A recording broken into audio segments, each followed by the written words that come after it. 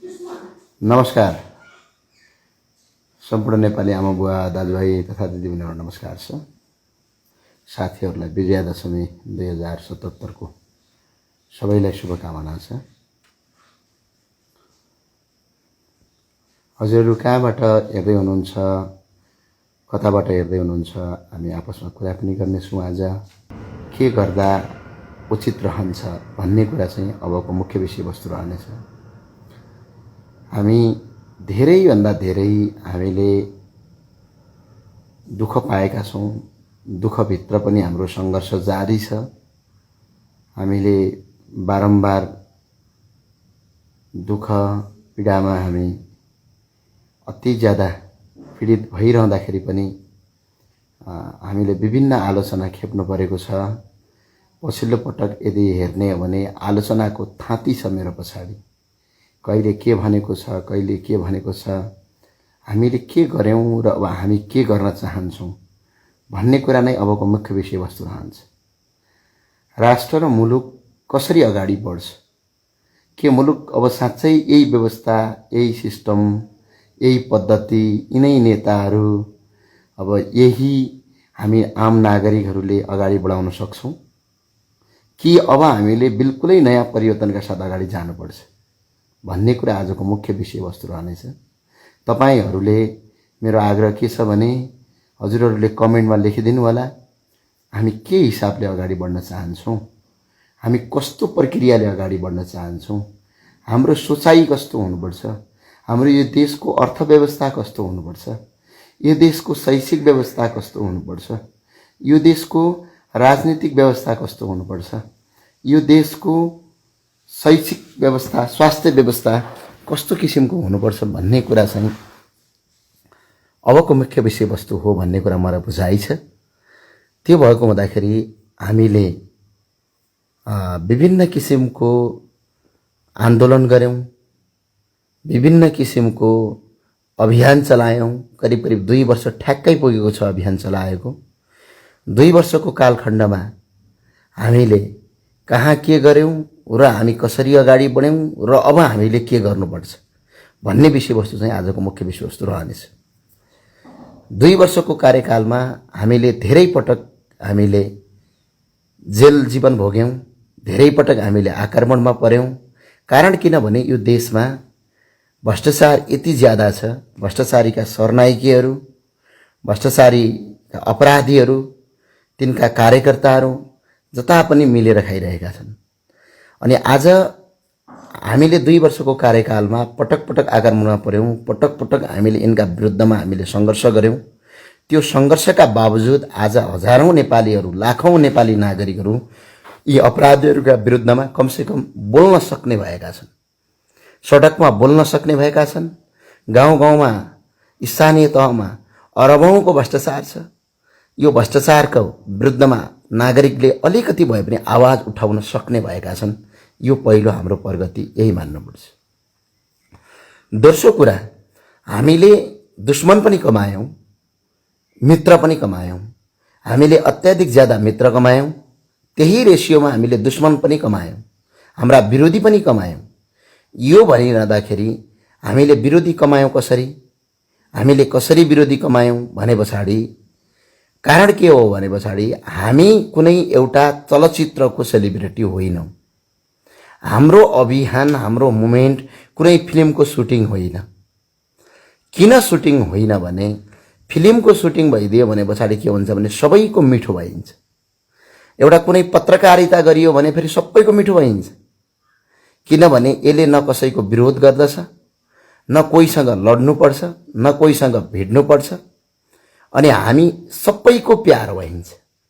अझ यो सेलिब्रिटी भइयो भने, फिल्म खेलियो भने त अझ सबैको प्यार हो, किनभने आफ्नो काम गर्ने हो अनि सबैको प्यार भइन्छ। तर हाम्रो काम भनेको, हामीले गरेको काम भनेको के थियो भने कुनै फिल्म खेल्नु थिएन, कुनै तपाईको आइसके पछाडि स्क्रिप्ट लेखेको स्क्रिप्टलाई पढेर अगाडि ट्यापट्याप बोल्नु थिएन। हामी कुनै कसैले तपाईको एक्सन रोल गर्नुपर्ने थिएन। हाम्रो काम साँच्चै यो देशका भ्रष्टाचारी, साँच्चै यो देशका बलात्कारी, साँच्चै यो देशलाई आजसम्म लुटेर 80 लाख भन्दा बढी युवालाई अर्काको देशमा बेच्न बाध्य पारेका अपराधीहरूका विरुद्धमा एउटा पत्थर भएर, एउटा चट्टान भएर, आगो चट्टान भएर, एउटा पत्थर चट्टान जसरी खडा भएर यिनका विरुद्धमा मुकाबला गर्नु थियो। त्यति सजिलो थिएन। कारण के थियो भने यिनीहरूसँग सत्ता थियो, यिनीहरूसँग शक्ति थियो, यिनीहरूसँग प्रहरी छ, यिनीहरूसँग प्रशासन छ, यिनीहरूसँग कानुन छ, यिनीहरूसँग सत्ताको दम छ। हामीहरूसँग के छ? हामीसँग सिर्फ सत्यको विचार छ, एउटा यथार्थ छ, सत्यको विचार छ। त्यो सत्यको विचारले हामी अडिक भएर रहेका छौँ। एक स्टेप पनि हामी डगमगाएका छैनौँ। त्यो डगमगाउँदाखेरि हामीले विभिन्न किसिमका लालसना भोग्नुपर्छ, विभिन्न किसिमको आक्रमण भोग्नुपर्छ, विभिन्न किसिमको तपाईको आएर आरोप प्रत्यारोप भन्नुपर्छ। त्यो भेटिरहँदाखेरि पनि हामी एक स्टेप पनि नडगमगाएर, एक स्टेप पनि नडगमगाएर हामी ब्याक हट्नु हुँदैन। कारण किन भने पछाडि यहाँ धेरै विरोध हुन्छ हाम्रो। कारण कसरी विरोध हुन्छ थाहा छ? यो देश बेच्ने माफियाहरू के एक दुईजना मन्त्री हुन् त? होइनन् नि। के यो देशलाई लुट्ने एक दुईजना मान्छे हुन्? होइनन्। किन होइनन् भने पछाडि यो देश बेच्नका लागि ठूलो सिस्टम, यो देशलाई गरिबीमा धक्कल्नका लागि ठूलो सिस्टम पछाडि लागेको छ। तिनका कार्यकर्ता छन्, तिनका आफन्त छन्, तिनका नातागोता छन् र यी सबै यी भ्रष्टाचारीहरूका यिनीहरूलाई के हुन्छ भने, कारण के हुन्छ भने त्यो तितो लाग्छ। हामीहरूलाई देख्न सहँदैनन् किनकि यिनीहरूको हामीले पत्ता साफ गरेका छौँ। यिनीहरूको तपाईको आएर एक एक पोल हामीले बजारमा खोलिदिएका छौँ। हजारौं करोडौं नागरिकका अगाडि यिनीहरूले गरेका गलत कामको हामीले पर्दाफास गरेका छौँ। अनि त्यो गरिरहँदाखेरि के रहन्छ भने यिनका आफन्तहरू, यिनका नातागोताहरू, यिनका तपाईको चाप्लुसी गर्नेहरू, यिनका तपाईको वरिपरि हिँडेका कार्यकर्ता, एक हिसाबले भन्ने हो भने यिनीहरूबाट पालेका कार्यकर्ताहरू हाम्रो विरुद्धमा लाग्छन्। कहिलेकाहीँ फेसबुकमा गाली गर्छन्, कहिले चरित्र हत्या गर्छन्, कहिले के गर्छन् आक्रमण गर्छन्, कहिले प्रहरी प्रशासनलाई झुटो मुद्दा लगाउँछन्, कहिले चामल बाँड्दासम्म पनि एउटा कुरो तपाईको राहत बाँड्दाखेरिसम्म पनि जेल जानुपर्ने अवस्था सिर्जना हुन्छ। यो सबै के कारणले हो भने यिनीहरू साना मान्छे छैनन्, यिनीहरू राष्ट्रघातीहरू त्यतिकै छैनन्। र अर्को कुरा कस्तो छ भने तपाईको हेर्नु होला, यिनीहरूका प्योर पेड गरेका कार्यकर्ता, यानी कि तपाईको पैसा मात्रै तिरेर राखेका कार्यकर्ता मात्रै करिब तपाईको छैनन् भने पनि तपाईको करिब 18 लाख छन् हजुरको नेपालमा। एकजना कार्यकर्ताको 18 × 3 = 54 लाख मान्छेहरू हाम्रो विरुद्धमा छन्। यो कुरा प्रष्टै बुझ्नुहोस् तपाईहरूले। कारण किन भने पछाडि यिनीहरूले दैनिक जीवनमा उपभोग गरिरहेको, यिनीहरूले दैनिक जीवनमा खाइरहेको, दैनिक जीवनमा मोजमस्ती गरिरहेको, दैनिक जीवनमा आनन्दले यो देशलाई चुसी लुटिरहेको हामीले त पर्दाफास गरेका छौँ नि। अनि हामीले पर्दाफास गरिसके पछाडि यिनीहरू त हाम्रा विरुद्धमा आगो जसरी लागेका छन्।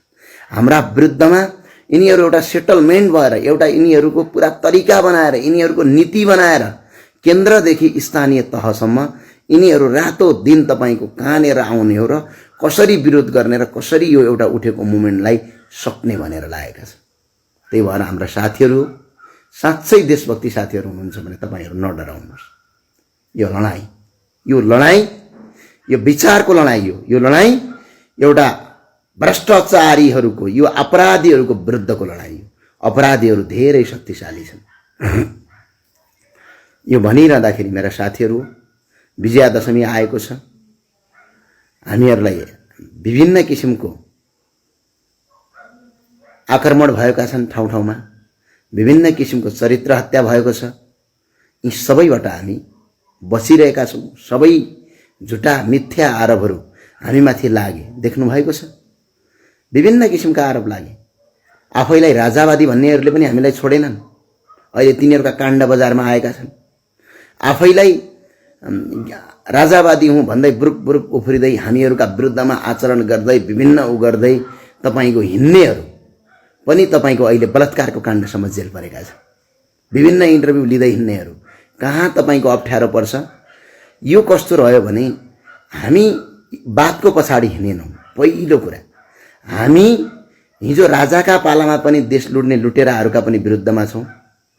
आज गणतन्त्रका पालामा पनि यो देशलाई लुट्ने लुटेराहरूका विरुद्धमा छौँ। यी दुईटै एक भएका छन्, देख्नु भएको छ। यिनीहरू आपसमा खान पाइयो भने फेरि एक भइहाल्छन्। यी दुईटा लुटेराहरू एकातिर छन् भने हामी सिंगल एकातिर छौँ। अनि हाम्रा विरुद्धमा मान्छे उठ्नुपर्ने, हाम्रा विरुद्धमा अभिव्यक्ति जानुपर्ने, यो कुरा सामान्य रहन्छ। हामीले के पायौँ त? अहिले नेपालमा हेर्नुहोस्, कहीँ कतै पनि स्वतन्त्र नेपाल छैन। हरेक स्थानीय तहमा, हरेक गाउँमा भ्रष्टाचारका कुरा सुन्दा सुन्दा कान दुख्छ। आज पत्रिकाले लेख्छ, भोलि अर्को पेपर लेख्छ, यसको काहीँ पनि कार्यान्वयन हुँदैन। जति लेखे पनि कार्यान्वयन भएको छैन। जति लेखे पनि कार्यान्वयन भएको छैन। जति बोले पनि कार्यान्वयन भएको छैन। यो कार्यान्वयन किन भएन भनेपछि राज्य व्यवस्था, राज्यको कानुन, यहाँको व्यवस्था, यो सबै के भएको छ भने यो मुलुकको हित विपरीत काम गरिरहेका छन्। अख्तियारले पनि काम गर्दैन, अदालतले पनि काम गर्दैन। हामी वाक्क भइसकेका छौँ। तर अब यो हिसाबले अगाडि बढ्न सकिँदैन। अब ठुलो किसिमको आँधीबेहरी आउँछ।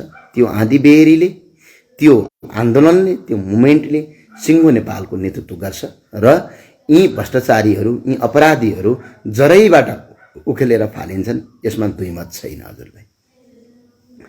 एकजना मेरा मित्रले भन्नुभएछ, सबै अभियानमा लागेका मान्छेहरू किन आफू खुसी ठुलो भएको होलान्? तपाईँ अनि हेमराज थापा लगायत सबै अभियान त मिलेर अगाडि बढ्नुहोस्। केसी कपिल भन्नुभयो। पहिलो कुरो म तपाईँलाई केसी कपिलजी, हजुरले यदि सुन्नुभएको छ भने कृपया मैले सुनेको छु भनेर भनिदिनु होला। पहिलो कुरा म तपाईँलाई आग्रह गर्न चाहन्छु, अभियन्ता भनेको के हो? अभियन्ताको उद्देश्य के हो? हामी कहाँ पुग्न खोजिरहेका छौँ र हामीले उठाएको एजेन्डा के हो? के हामी 2-4 दिन फेसबुकमा अर्थात् युट्युबमा कराएर मात्र काम गर्ने हो? के हो पहिला त्यो कुरा बुझ्न जरुरी छ। र अनि पहिलो कुरा म तपाईँलाई के भन्छु भने, म 2062-63 सालतिर तपाईँलाई लगेँ। केसी कपिलजी 2062-63 सालतिर के थियो भने नेपालमा यही अभियान जस्तै एउटा नागरिक समाज थियो, जुन नागरिक समाज अत्याधिक ज्यादा ठुलो शक्तिशाली थियो। त्यो नागरिक समाजको नेतृत्व कृष्ण पहाडी, तत्कालीन देवेन्द्र राज पाण्डे र कृष्ण पहाडीले नेतृत्व गर्नुभएको थियो। त्यो नागरिक समाज यति धेरै शक्तिशाली थियो कि यी दलका नेताहरू भन्दा पनि नागरिकको मनमनमा बसेको थियो। त्यही नागरिक समाज भएको बेला के भइदियो भने पछाडि तपाईको यी नेताहरूले त्यो नागरिक समाजलाई डिस्ट्रोय गर्नका लागि घर घरमा नागरिक समाजको उद्घाटन गरिदिए। हरेक आफ्ना पार्टीका कार्यकर्तालाई नागरिक समाजको नेतृत्वमा पुर्याइदिए। त्यही नागरिक समाजको नेतृत्व गर्ने निलाम्बर आचार्य आज पार्टीको कार्यकर्ता भएकै कारणले भारतमा अहिले के छन्, राजदूत छन् नेपालका लागि। त्यही नागरिक समाजको नेतृत्व गरेका खिमलाल देवकोटाहरू पछि माओवादीको तपाईको के भए, प्रचण्डका नजिकै बनेर सांसद पट्काए, मन्त्री पनि पट्काउन खोज्दै थिए, के आयोगको अध्यक्ष भएर पट्काए। त्यही नागरिक समाजमा भएका ज्ञानेन्द्र बहादुर कार्कीहरू अमेरिकाका राजदूतदेखि चाइनाका राजदूत विभिन्न पदमा बसेर सांसद मन्त्री पट्काएको अवस्था छ। यहाँ अहिले के छ भने ठ्याक्क त्यही चरणमा तपाईको यी नेताहरूले अर्थात् यी तपाईका पार्टीका कार्यकर्ताहरूले यो सरकार, यो राज्य व्यवस्थाले पहिला हामीलाई के गर्यो भने पहिला तपाईको हामीलाई आक्रमण गर्यो प्रहरी लगाएर। त्यो आक्रमण हामीलाई सकेन। त्यस पछाडि तपाईको आएर हामीलाई विभिन्न आरोप प्रत्यारोप, झुटा आरोप लगाए यिनीहरूले केन्द्रबाट, त्यो पनि सकेनन्। त्यस पछाडि फेरि झुटा मुद्दामा हामीले जेल हाल्न खोजे, त्यो पनि सकेनन्। त्यो पनि सत्यको जित भयो।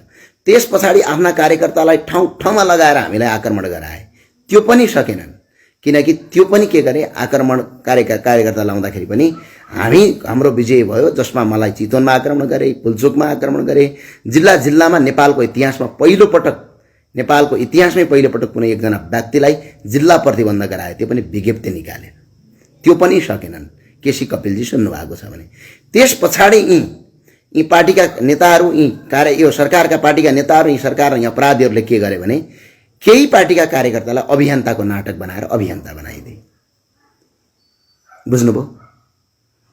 अभियन्ता बनाएर के गरिदिए भनेपछि ठ्याक्क हामी जस्तै क्या, हेर्दाखेरि ठ्याक्कै फेस टु फेस एउटै, तर पार्टीका प्योर कार्यकर्ता। अनि यिनीहरूलाई अभियन्ता बनाएर बजारमा पठाइदिए। अनि उनीहरू आएर हामीसँग काम पनि नगर्ने, हामीले 4-4 पटक छलफल गरेका छौँ। यही फेसबुक लाइभबाट पनि भन्छु, यदि तपाईँ साँच्चै यो देश र हितका लागि चाहनुहुन्छ भने आउनुहोस्, जोडिनुहोस्। यो अभियानको नेतृत्व तपाईँहरू लिनुहोस्। नेतृत्व पनि हामी दिन तयार छौँ। लिनुहोस् नेतृत्व, ल नेतृत्व गर्नुहोस्, हामी पछाडि हिँड्छौँ। आउनुहोस् अभियानमा जोडिनुहोस्। के समस्या छ यो अभियानमा जोडिनुपर्ने नजोडिनुपर्ने? त्यो समस्या के हो? मैले 4 पटकसम्म अफिसमा बोलाएका छु। यी अभियन्ता बजारमा जो हिँडिरहेका छन्, यिनीहरू यो देशको गणतन्त्र अहिलेको सङ्घीय व्यवस्था ठिक छ भनेर हिँडेका छन्। के अहिलेको सङ्घीय व्यवस्था ठिक छ भनेर हिँडेका छन्? अहिलेको लुटतन्त्र ठिक छ भनेर हिँडेका छन्? बाहिर मिडियामा फेरि केपी ओलीको विरोध चाहिँ गर्छन् है। फेरि यहाँ केपी ओली मात्र होइन, बाबुराम भट्टराई आए पनि भोलि यो देशमा केही परिवर्तन हुँदैन। यही हुने हो। यो व्यवस्था रहेसम्म भोलि यसैमा गगन कुमार थापा आए पनि केही पनि परिवर्तन हुँदैन। ठ्याक्कै यही हुने हो। यो कारणले गर्दा पार्टीका कार्यकर्ताहरू अभियन्ता भनेर हिँड्ने मित्रहरू, अहिले पनि म फेसबुक लाइभबाट भन्छु, सामाजिक सञ्जालबाट, यदि तपाईँ साँच्चै यो देशको लागि तपाईँको केही गर्नुहुन्छ भने आउनुहोस् न, जोडिनुहोस्। यही अभियानमा साथमा हिँडेर जाउँ। के समस्या छ? यहाँ केही समस्या, नेतृत्वको समस्या छ भने आउनुहोस्, तपाईँ नै नेतृत्व गर्नुहोस्। म खुला नेतृत्व दिन तयार छु। तर खै त आयो। अनि कहाँबाट ज्ञानेन्द्र साईलाई सक्ने भनेर एउटा ग्रुप बनाएर, त्यो ग्रुप बनाइसके पछाडि, ग्रुप बनाएर त्यो ग्रुपभित्र बसिसके पछाडि त्यो ग्रुपले अनि तपाईँको विरोध गर्ने, अनि मैले विरोध गरेको छैन भनेर बाहिर देखाएर जनतालाई भ्रम पारिरहेका छन् पार्टीका कार्यकर्ताहरूले। तपाईँहरू तिनीहरूको व्यक्तित्व खोतल्नुहोस्, भित्र गएर खोतल्नुहोस्। आएर एउटा युट्युबमा बोलेर केपी ओली खराब छ, हरानो खराब छ भनेर हुँदैन। किन खराब छ त? किन? यो व्यवस्था परिवर्तनको सपोर्टमा छन् तिनीहरू मान्छेहरू। म यो व्यवस्था परिवर्तनको सपोर्टमा छु। यो व्यवस्थाले, संसदीय व्यवस्था, विगत 30 वर्षदेखि यो देशमा संसदीय व्यवस्था भयो। यो संसदीय व्यवस्थामा केपी ओली आए पनि यही भयो, प्रचण्ड आए पनि यही भयो, शेरबहादुर देउवा आए पनि यही भयो, हिजो बाबुराम भट्टराई आउँदाखेरि पनि यही भएको थियो। केही पनि परिवर्तन भएको थिएन भने यो व्यवस्थाभित्र हिट गर्ने कि भोलि हामी पनि सरकारमा गयौँ, ला मानव ज्ञानेन्द्र साई गयो, केही पनि गर्न सक्दैन। तपाईहरू मबाट ज्यादा यो व्यवस्था रह्यो र यो व्यवस्थामा यदि हामी कोही अहिले केही गर्छौँ भन्नेहरू हामी पनि यदि सरकारमा गयौँ भने हामी पनि केही फुटेको कौडी सिनको भाँचेर दुई गर्न सक्दैनौँ। यो तितो यथार्थलाई हामीले अहिले स्वीकार्न सक्नुपर्छ। कारण किन? कर्मचारी त्यही प्रकारका छन्, नागरिकको सोच त्यही प्रकारको छ, नीति नियम कानुन सबै तपाईको त्यही प्रकारका छन्। न मन्त्रीले राम्रोसँग काम गर्न सक्छ, न त सांसदले गर्न सक्छ, न त प्रधानमन्त्रीले गर्न सक्छ। साराका सारा के भइरहेको छ भने यो व्यवस्थाभित्र जनताबाट प्रत्यक्ष निर्वाचित कार्यकारी किन नल्याउने? जनताबाट प्रत्यक्ष निर्वाचित कार्यकारी किन नल्याउने? जनताबाट निर्वाचित भएको नेतृत्व किन नल्याउने? विगत 30 वर्षदेखि हामीले यो संसदीय व्यवस्थालाई भोगेका छौँ। यो संसदीय व्यवस्था हामीले भोगिरहँदाखेरि हामीले कहाँनेर तपाईहरु खूब खुसी हुनुहुन्छ संसदीय व्यवस्थामा। नेपालको एउटा मात्र राजमार्ग संसदीय व्यवस्थाले बनाएको देखाउनुस्, ठूलो राजमार्ग। एउटा मात्रै तपाईको नेपालको ठूलो क्याम्पस बनाएको देखाउनुस्। एउटा मात्रै संसदीय व्यवस्थामा एउटा स्कुल बनाएको देखाउनुस्। विगत 2046 सालदेखि 2077 सालसम्म यही संसदीय व्यवस्था हो। विद्यादेवी भण्डारी राष्ट्रपतिको ठाउँमा हिजो राजा ज्ञानेन्द्र थिए। विद्यादेवी राष्ट्रपतिको ठाउँमा हिजो राजा वीरेन्द्र थिए। तर के पायौं हामीले यो व्यवस्था अन्तर्गत टिकेर? कहाँनेर विकास भयो? नेपालका कल कारखानाहरू कहाँ विकास भए? तपाईले देख्नु भयो कहीँ कतै? कहाँ विकास भयो? नेपालका 44 वटा संस्थानहरू बिक्री भए। नेपालका कल कारखाना पुरै बन्द गरियो। गोराखाली टायर, हेटौडा टेक्सटाइल, बिरगञ्ज चिनी कारखाना लगायतका ठूला ठूला नेपाल पुरै गभर्नमेन्टमा यो देश पुरै पर निर्भर भइसक्यो। पुरै गलैँचा पश्मिनामा निर्भर भइसकेको देशलाई परनिर्भर बनाए। देख्नुभयो तपाईले? पुरै परनिर्भर बनाए। अनि हामीले कहाँनेर विकास भयौं? अनि हजारौं नागरिक, लाखौं नागरिकहरू, लाखौं युवाहरू अनि विदेशी नविदेशीहरू के नेपालमा बस्छन् त? अझ पनि हामीले यही व्यवस्था ठिक छ, मसँग के को जादु रे? तपाईको जादुको छडी छ, छट्ट हान्छु र फ्याट्ट यो देश परिवर्तन गर्छु भनेर यदि कसैले बोल्छ भने त्यसले हावा बोलिरहेको छ। त्यसले यो देशलाई फेरि फटातन्त्रमा लाँदैछ। के हाम्रो हातमा तपाईको जादुको छडी छ?